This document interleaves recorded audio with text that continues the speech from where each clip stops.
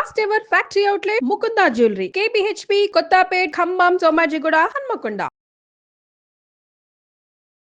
నమస్తే రమగారు. నమస్తే రమగారు, ఇవాళ రేపు చూసుకుంటే ఎక్కువగా భార్యాభర్తలు విడిపోతున్న సంఖ్య ఎక్కువగా కనిపిస్తుంది. అంటే కారణం ఏదైనా కావచ్చు, మనం చిన్నగా అనుకోవచ్చు, పెద్దగా అనుకోవచ్చు, వారికే తెలుస్తుంది ఆ విషయం.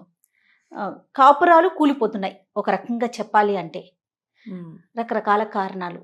కానీ ఇదే కంటిన్యూ అవుతూ అవుతూ ఉంటే నెక్స్ట్ జనరేషన్కి మనం ఏమి ఇస్తాం? అంటే మన సంస్కృతి సాంప్రదాయం ఇవి కూడా ఒకసారి ఆలోచించుకోవాలి కదా. అంటే వాటినే పట్టుకొని వేలాడాలి అని కాదు, కానీ మన కల్చర్ని మనం ముందుకు తీసుకెళ్ళాలి కదా రమ్మగారు. అంటే పెరుగుదల పిల్లల ఎదుగుదలలో వస్తున్న సమస్యలే ఇవి. బ్యాక్గ్రౌండ్స్ వాళ్ళదో రకం, వీళ్ళదో రకం, వాళ్ళ ఐడియాలజీ వేరు, వీళ్ళ ఐడియాలజీ వేరు.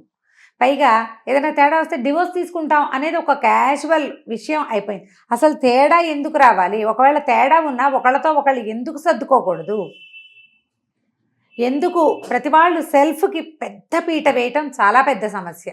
మగపిల్లలు వాళ్ళ ఐడియాలజీ, వాళ్ళ పార్టీలు, వాళ్ళ ఫ్రెండ్స్, వాళ్ళ అలవాట్లు, వాళ్ళ బిహేవియరు, వాళ్ళు ఏ ఏ పద్ధతిలో ఉండేవాళ్ళు అవి, లేదా ప్రతిదీ అమ్మకి షేర్ చేయటం, తల్లి అడుగుజాడల్లోనే తన జీవితం నడవాలని భావించటం, లేదా స్నేహితులు అడుగుజాడల్లో నడిపించాలని.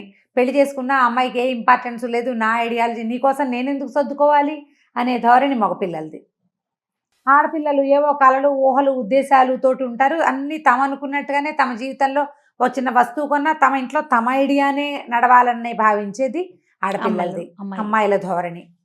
దీంతో పాటుగా ఈ ఉద్యోగాలు, చదువులు, వేరు చోట్ల ఉద్యోగాలు, తర్వాత జీతాల్లో ఎక్కువ హెచ్చు తగ్గులు, పేరెంట్స్ ఇన్వాల్వ్మెంటు, ఫ్రెండ్స్ ఇన్వాల్వ్మెంటు, ప్రతిదీ అందరికీ చెప్పి ఒక ఉద్దేశం, అతను ఏ ఉద్దేశంలో అన్నాడో దాని మీద స్క్రూటినీ చేయటం, ఒకళ్ళనొకళ్ళు క్షమించుకోలేకపోవటం అసలు ప్రధాన కారణం అనిపిస్తూ ఉంటుంది. ఇప్పుడు పెళ్లి చేసుకున్నాము, ఒక బంధంలోకి వెళ్ళాము, దీన్ని నిభాయించాలి, ఒకళ్ళ కోసం సర్దుకోవాలి, కొంచెం మనం తగ్గాలి, వాళ్ళు ఎక్కినప్పుడు మనం తగ్గుదాం, ఇలాంటి ధోరణి బేసిక్ పెళ్లిలోనే ఉండట్ల.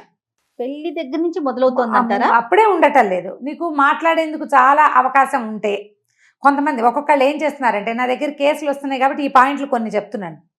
నిశ్చితార్థం అయ్యాక ఈ పెళ్లి లోపల వీళ్ళ తాలూకు భిన్నాభిప్రాయాలు బయటపడిపోతాయి. కొన్ని కుటుంబాల్లో ఏమంటారంటే, ఫలానా రోజు పెళ్ళి, ముందు రోజు రాత్రి దాకా టైం తీసుకో, ఆలోచించు, మాట్లాడు, తెలుసుకో, నీకు నచ్చకపోతే పెళ్ళికి ఒక రోజు ముందు నువ్వు చెప్పినా నేను క్యాన్సిల్ చేసేస్తా. పేరెంట్స్ ఇట్లా చెప్తున్నారు, నేను నా చెవులతోటి విన్నా ఈ మాటలు. కానీ పెళ్ళి అయ్యాక దాన్ని నిభాయించాలి అని చెప్తారు పేరెంట్స్. కొంతమంది వీళ్ళు ఆలోచించుకుని మాట్లాడుకుని డ్రాప్ అయిపోయిన వాళ్ళు డ్రాప్ అయిపోతున్నారు, ముందుకెళ్ళిన వాళ్ళు వెళ్తారు. ఇంకొంతమంది ఉంటారు, మొదటి రోజు నుంచి అతను వేరు మనం వేరు అని తెలుస్తూనే ఉంటుంది. పేరెంట్స్ ఫీల్ అవుతారని, డబ్బులు ఖర్చు పెట్టేసామని, కార్లు వేయించేసామని, చూద్దాంలే అని, అందరికి చూద్దాంలే అని, పెళ్ళైతే సర్దుకుంటుందని ఎవరికో చెప్తారు. నాబోటి పెద్దమ్మకి పని పాటలేని వాళ్ళకి, వీళ్ళేమో పెళ్ళయ్యాక అన్నీ సర్దుకుంటాయంటారు. పెళ్ళయ్యాక సర్దుకోవట్లే ఇప్పుడు. ఎందుకంటే ఎవరి కోసమైనా సర్దుకోవటము, ఏదైనా సహించటము అనేది అసలు ఇప్పుడు మన చరిత్రలో లేకుండా పోయింది జయ. అలా ఒకటి ఉంటుందని కూడా తెలియట్లేదు జయ. ఇప్పుడు నేను చెప్తానా ఒక ఇంపార్టెంట్ మ్యాటర్ ఒకటి ఇక్కడ చెప్పాలి. ఏదైనా ఒక వీడియో యూట్యూబ్లోనో ఫేస్బుక్లోనో వచ్చిందనుకో, నీకు నచ్చకపోతే నువ్వు దాన్ని తీసేయచ్చు, మన చేతుల్లో ఉంటుంది. కానీ బ్యాడ్ కామెంట్స్ పెడతారు కొంతమంది, చూసావా? వచ్చావా అంటారు, నువ్వు సోది చెప్తున్నావు, నువ్వు సొల్లు చెప్తున్నావు. నిజంగా అందులో విషయం ఉందా లేదో కూడా తెలీదు. అవతల వాళ్ళు, మిగిలిన వాళ్ళంతా అన్ని మంచి కామెంట్లు ఉంటాయి, వీళ్ళు ఒక్కళ్ళు ఒక నెగిటివ్ కామెంట్ పెడతారు. నువ్వు గమనించు. నేను నా సంగతి చెప్పట్లా, జనరల్గా నేను చూస్తూ ఉంటాను, ఇవి కనపడుతూ ఉంటాయి. ఎందుకు ఈ నెగిటివ్ కామెంట్ పెడతారు వాళ్ళు? ఎందుకు సర్దుకోలేకపోతారు? అందరికీ నచ్చింది, నాకు నచ్చంతనాన్ని నేను చెప్పేయాల్సిందే, నేను అనేయాల్సిందే, ఏమైనా సరే నాలో ఉన్న చేదుని నేను బయట పెట్టాల్సిందే. ఇది మాస్ మనస్తత్వంగా ఉంది ఈ రోజున. జనాలు ఫోన్లో అయినా కావచ్చు, నిజ జీవితంలో అయినా కావచ్చు. ఇంకా నేను అనుకుంటూ ఉంటాను, ఒక్కొక్కసారి కామెంట్ అన్న మాట టాపిక్ వచ్చింది కాబట్టి మనకి కనిపించరు, కాబట్టి ఇంకా మనం కనిపించం కాబట్టి వాళ్ళ ఇష్టం వచ్చింది ఒక్కొక్కరు ఒక్కొక్క అభిప్రాయాన్ని వెలిబుచ్చుతారు, కానీ గుడ్ గా. వీళ్ళు ఇలాంటి మనస్తత్వం ఉన్న వాళ్ళు ఏం చేస్తున్నారో చెప్తాను నేను. పెళ్ళిళ్ళు కుదిరిపోతాయా, అప్పుడేం మాట్లాడరు జయ. పెళ్ళి అయిపోయాక అబ్బాయికి ఇచ్చారు, వాళ్ళ ఫ్యామిలీ ఇది అంటారు. నువ్వు గమనించు, పెళ్ళి అయిపోయాకే ఫ్యామిలీ తాలూకు చెడులు ఆడపిల్లలకు కానీ మగపిల్లలకు కానీ తెలుస్తున్నాయి. అవునవును, వీళ్ళు ముందు నుంచి ఇంతే అంటారు చుట్టాలయ్యాక. నువ్వు ముందే చెప్పి తగలబడకూడదు, అది చెప్పరు. పోని ఆ చేదుని నువ్వు దాచుకున్నావా, పోని పెళ్ళయింది కదా మనకెందుకో నూరుకోరు. ఇదే మనస్తత్వం అన్నమాట. మనకు అవసరం లేదు, నీకు నచ్చకపోతే పక్కకెళ్తావు అన్న ధోరణి ఉండటల్లా. పెళ్ళి అయ్యాక ఒక పెళ్లి సంబంధం కుదిరింది. పెళ్లిలో ఆయన పిల్లాడి తండ్రి తాలూకు అన్నదమ్ములు వాళ్ళు ఎవరు రాలా, కజిన్స్ తక్కువ ఉన్నారు. ఏమిటి ఇది అని వాళ్ళలో వాళ్ళు కొంతమంది మాట్లాడుకుంటే ఏమో మీరు ఎట్టిస్తున్నారో కానీ వీళ్ళకి ముందు నుంచి లేవు. ఎట్టిస్తున్నారు అంటే సూత్రధారణ అవుతుండగా ఎట్టా ఇస్తున్నారు అన్నమాట మాట్లాడతానొచ్చు. నువ్వు ఊరుకోవాలి. పోనీ ఆ మాట్లాడేవాడివి ముందే నీకు తెలిసిన ఫ్రెండ్స్ ఎవరి దగ్గరో చెప్పాలి. చెప్పరు. అవునవును రమ్మ గారు, చాలా చూస్తుంటాం ఇలాంటివి మాత్రం. ఇవి ఎంత పెద్దవైపోతాయి. వాళ్ళ పెళ్లిలో కూడా చెప్పారు. పెళ్లిలో వాళ్ళ చుట్టాలు వచ్చిన దూరపు చుట్టాలంతా కొంతమంది వచ్చారు, వాళ్ళు చెప్పారు. కొంతమంది దగ్గర వాళ్ళే రాలేదు, వీళ్ళు ఇంతేట. ఇక అది పట్టుకొని పట్టుకుంటారు. మనం ఏదైనా పెళ్లి అరేంజ్డ్ మ్యారేజెస్లో ఏదైనా పెళ్లి సంబంధాలు కుదుర్చుకుంటున్నప్పుడు వాళ్ళ పేరెంట్స్ వాళ్ళ వ్యవహారం అందరూ వచ్చారా రాలేదా, ఎవరెవరు ఎందుకు వస్తున్నారు ఎందుకు రావట్లేదు, ఇవి కనుక్కోండి. మ్యాట్రిమోనియల్స్లో కుదుర్చుకుంటాం సంబంధాలు. కానీ నిశ్చార్థాలు అవి పెట్టుకున్నప్పుడు మొత్తం గ్రూప్ అంతా కలుస్తాం కదా, అందరితోటి పరిచయాలు చేసుకోవాలి. ఎవరెవరు ఏమేం చేస్తున్నారో తెలుసుకోండి. పెళ్ళిళ్ళలో కొన్ని ప్రోగ్రామ్స్ ఉంటాయి ఎదుర్కోలని, తోటలో సంబరమని, పరిచయాలు చేసుకోవటం. ఫ్యామిలీస్ ఒకళ్ళకొకళ్ళు పరిచయం అయ్యేటప్పుడు ఎవరెవరు ఎక్కడెక్కడి వాళ్ళు, నీకు ఎంతసేపు ఫోటోలు షూట్లు ఈ గోలే తప్ప మన ఫ్రెండ్స్ని పెళ్ళిళ్ళకి వచ్చి పిలుచుకోవటము, మన గ్రాండియర్ చూపించుకోవటం గోల కాకుండా పెళ్లి సంబంధం చేసుకుంటున్నప్పుడు ఒకళ్ళతో ఒకళ్ళు పరిచయాలు, వాళ్ళ మనస్తత్వాలు, వాటిని తెలుసుకునే ప్రయత్నం చేయాలి. దీంతో పాటు ఇప్పుడు లవ్ మ్యారేజెస్ కూడా ఫెయిల్ అవుతున్నాయి కదా, దాంట్లో ఎప్పుడు రమ్మ గారు పెళ్లి చూపులు అప్పుడే చేయాలంటారా, లేకపోతే పెళ్లి కుదుర్చుకుంటారు కదమ్మా, తాంబూలాలు చేసుకున్నప్పుడైనా కనీసం టైం. పెళ్లిలో కలిసిన ఉపయోగం ఏముంది ఉపయోగం? పెళ్లికి ముందే మనం ఏ తాంబూలాలో పుచ్చుకుంటాం. ఇప్పుడంతా ప్రతిదీ ఫంక్షనే కదా జయ. కానీ రమ్మగారు మేకప్లకి, మీరు అన్నట్లుగా కాస్ట్యూమ్స్ కి, మన ఆడంబరాలకి చూపిస్తున్న టైం గానీ, ఆ విలువ గానీ, శ్రద్ధ గానీ, సరే వాళ్ళు వస్తున్నారు కదా, వాళ్ళు ఎవరు, వాళ్ళ ఫ్యామిలీస్ ఏంటి, అస్సలు లేదండి. కరెక్ట్ అండి, ఈ పాయింట్ మాత్రం ఆలోచించండి. ఈ రోజున ఆలోచించాలి మనం. రెండోది, లవ్ మ్యారేజెస్ లో ఎంతసేపు అబ్బాయి వాడు చూపించే హంగు, లేదా అమ్మాయి అది చూపించే వ్యవహారం తప్ప వాళ్ళ ఫ్యామిలీ వీళ్ళ ఫ్యామిలీ చేసుకోరు. పెళ్లి చేసుకుంటారు. తర్వాత వాళ్ళ ఇంట్లో వీళ్ళు ఇమ్మడలేరు, వీళ్ళ ఇంట్లో వాళ్ళు అడ్జస్ట్ కాలేరు, ఒకళ్ళతో ఒకళ్ళు కూడా అడ్జస్ట్ కాలేరు. ఎందుకంటే ఈ స్నేహాలప్పుడు మనం కొన్నే చూపిస్తాం ఎదురుకుండా వాళ్ళకి. మన దైనందిన జీవితము, వాళ్ళ పంధా పద్ధతి ఏమీ తెలియదు. ఇంటర్కాస్ట్ మ్యారేజెస్ నా దగ్గరకు వచ్చిన వాటిల్లోనే, ఇప్పుడు కాదు ఇదివరకటి నుంచి నా పరిచయాల్లో కూడా అమ్మాయిలు పెళ్ళిళ్ళు చేసేసుకుంటారా, అత్తారింట్లో ఇమ్మడలేకపోతారు, వాళ్ళని భరించలేరు, పుట్టింటికి వెళ్ళిపోవాలంటే పుట్టింట్లో రానివ్వరు. ఒక రానిచ్చారనుకో ఇక అత్తారింటికి రామే. ఆ అత్తారింట్లో అబ్బాయినే తను ప్రేమించి పెళ్లి చేసుకున్నాను, వాళ్ళింట్లో వాడు ఆ అన్నం తినే పెరిగాడు, వాళ్ళవే సంస్కారాలు, అవే పోలికలు నీ పిల్లలకి వస్తాయి అనేది దృష్టిలో ఉండదు. వాళ్ళ పద్ధతులు బాగోవు. మరి వీడెలా నచ్చాడు నీకు? ఆ పిల్లాడు కుర్రాన్ని చూసే కదా చేసుకుంటువి. 7-10 సంవత్సరాల స్నేహం, ప్రేమ, పెళ్ళి, తర్వాత వాళ్ళ మొహం గిట్టదు, వాళ్ళ పిచ్చి పద్ధతులు. అప్పుడు ఏం చేస్తాం మనం? మన పుట్టింటి పద్ధతులను ఇంప్లిమెంట్ చేస్తాం. ఇవన్నీ బ్యాడ్ ప్రాక్టీస్లే చేయాలి. మనం పోని ప్రేమించి పెళ్లి చేసుకుంటే దిద్దాగా దాని మీద నిలబడలేకపోతాం. అరేంజ్డ్ మ్యారేజ్ ఇన్ని ఆలోచించి చూసి కుదుర్చుకున్న పెళ్లి మీద నిలబడలేకపోతాం. దీంతో పాటు వీళ్ళ పర్సనల్ ప్రాబ్లమ్స్, అబ్బాయికి డిజబిలిటీయో, అమ్మాయికి ఇంకేదైనా వ్యవహారమో, ఈ అమ్మాయికి ఆరోగ్యం లేకపోవటమో, అతనికి ఆరోగ్యం లేకపోవటమో, ఏవైనా మానసిక సమస్యలో, ఒకళ్ళతో ఒకళ్ళు ఎమికబుల్గా సర్దుకోలేకపోవటమో, ఏదైనా గైనిక్ ప్రాబ్లం కావచ్చు, ఏదైనా మెడికల్ ప్రాబ్లం కావచ్చు. వీటితోటి డివోర్స్ అంటే పోనీ అది ఓకే. మీరు ఇవన్నీ చూసుకుని ఒకళ్ళనొకళ్ళు ప్రేమించుకుని 10 ఏళ్ళు 15 ఏళ్ళు కలిసి ఉండి కూడా డివోర్స్ అందరూ లీగల్గా ఏం వెళ్ళటలా, వాళ్ళ ఇళ్లలో వాళ్ళు, వీళ్ళ ఇళ్లలో వీళ్ళు ఉండిపోతూ ఉంటారు. దీంతో ఇంకొక సమస్య ఏంటంటే స్నేహాలు, ఆడకి మొగ్గకి కూడా చెడు స్నేహాలు.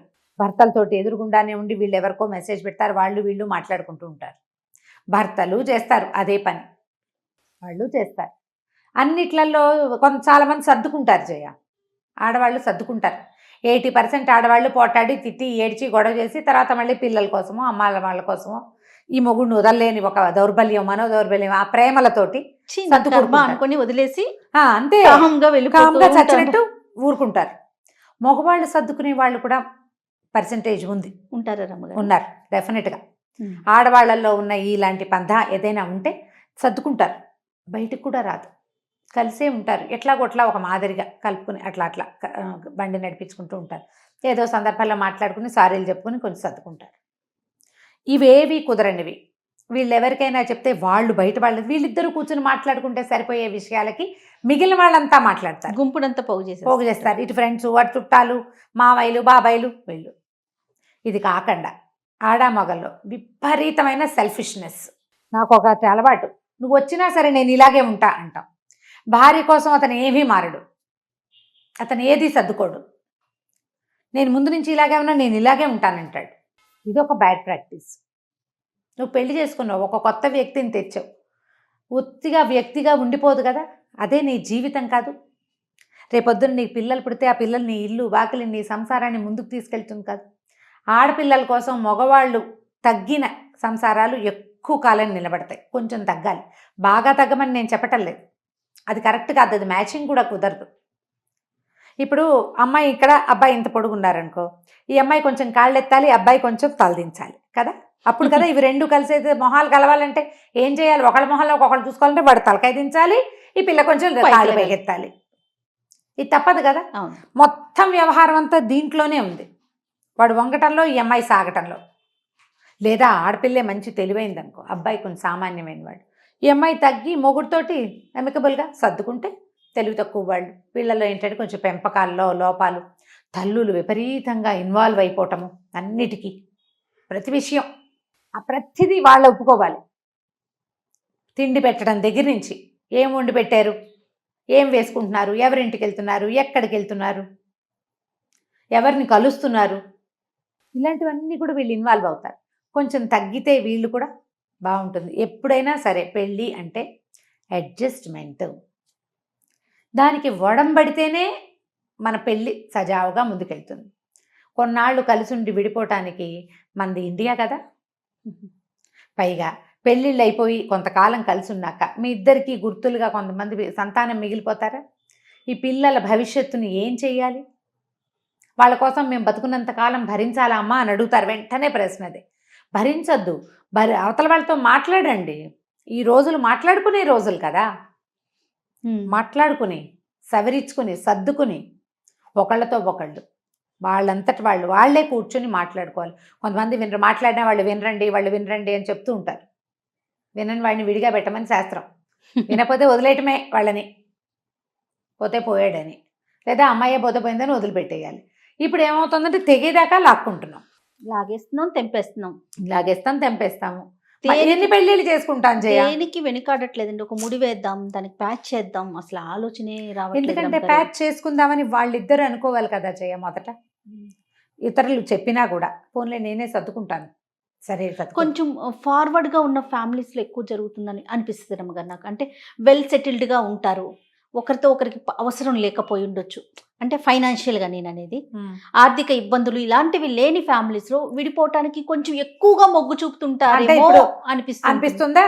అక్కడ కూడా సర్దుకుంటున్న సంసారాలు లేవని మనం అనుకోగలమా? అస్సలు అనుకోటాకలేదు. అంటే మనం విడిపోతున్న వారి గురించి మాట్లాడుతున్నాం కాబట్టి ఆ టాపిక్ మాట్లాడుతున్నాను. అక్కడ సర్దుకునే వాళ్ళు, ఒకళ్ళనొకళ్ళు భరించి ఊరుకునే వాళ్ళు, ఏదో ఒక బలహీన క్షణంలో వెళ్ళిపోదాం అనిపిస్తుంది జయ. అప్పుడు మిగిలిన వాళ్ళు సపోర్ట్ చేశారనుకో, ఫ్యామిలీ తెగేదాకా వెళ్ళిపోతుంది. ఫ్యామిలీ కొంచెం మధ్యలో మాట్లాడుకుంటూ ట్రై చేస్తే ఏమైనా కొంచెం అవకాశాలు. ఒక్కోసారి ఏమవుతుందంటే ఆడపిల్ల వాళ్ళు సర్దుదామని ట్రై చేసినా మగపిల్ల వాళ్ళు ఒప్పుకోకపోవచ్చు, వాళ్ళు ఊరుకున్నా వీళ్ళు ఊరుకోకపోవచ్చు, ఇద్దరు అన్ని వైపులా ఉండాలి రమ్మగారు. మనం ఒకటి రీజన్ అనుకోవటానికి లేదు. మనం పెళ్లి చేసుకునేటప్పుడే ఇందులో ఉన్న 50% రిస్క్ని యాక్సెప్ట్ చేసి దానికి రెడీ అయ్యి దిగితే ఈ బంధాలు శాశ్వతంగా, వివాహ బంధం సరిగ్గా నిలుస్తుంది. నువ్వు మిగిలిన విషయాలుగా ఆలోచించిన దాంట్లో కనీసం 50% టైం అయినా దీనికి పెడితే అప్పుడు సరిగ్గా కుదురుతుంది. మేము ఈ మధ్య ఫోటోషూట్లు అవి చేసిన జంటలు కూడా విడిపోతున్నాయి, కొన్ని అవి వింటున్నాం. అలాగే కూడా జరుగుతోంది. అవును. ఆ ఫోటో షూట్లు అవన్నీ ఎలా అయిపోయినాయంటే పెద్ద పెద్ద సినిమా వాళ్ళు చేసుకునేవాళ్ళు, తర్వాత సెలబ్రిటీలోకి వచ్చి, తర్వాత కొంచెం బాగా డబ్బులున్న కుటుంబాలు, తర్వాత ఇప్పుడు అందరూ ప్రతి వాళ్ళు ఒక Photo కెమెరామెన్ shoot. బట్టి ఒక ఫోటో షూట్ పెట్టుకుంటూ ఉంటాం. అవును. అలాగే డివోర్స్ కూడా ముందు ఇంగ్లీష్ వాళ్ళ గురించే మాట్లాడుకునేవాళ్ళం. ఆవిడెవరో 7 పెళ్లిళ్ళు చేస్తుందని మా చిన్నప్పుడు ఎప్పుడు పేపర్లో చూస్తుండేవాళ్ళు. తర్వాత అది హిందీ సినిమాల వాళ్ళలోకి వచ్చింది. తర్వాత ఇంకా అట్లా టీవీలోకి, ఆ తర్వాత సెలబ్రిటీ థింగ్స్, వాళ్ళ పిల్లలు, అక్కడి నుంచి మామూలు నార్మల్ అయిపోయిందండి. చాలా కామన్. పెళ్లి అనే విషయం ఎంత కామన్ అయిందో అన్నీ అంతే. అంతే. మనం అది కూడా కాపీ చేస్తున్నాం. అది కూడా కామన్ అయిపోతుంది. కొంచెం కాస్త ఒకళ్ళతో ఒకళ్ళు మాట్లాడుకోవాలి. సర్దుకోవాలి అంతే. అంతేనండి. నమస్తే రమ్య గారు. నమస్తే జయ.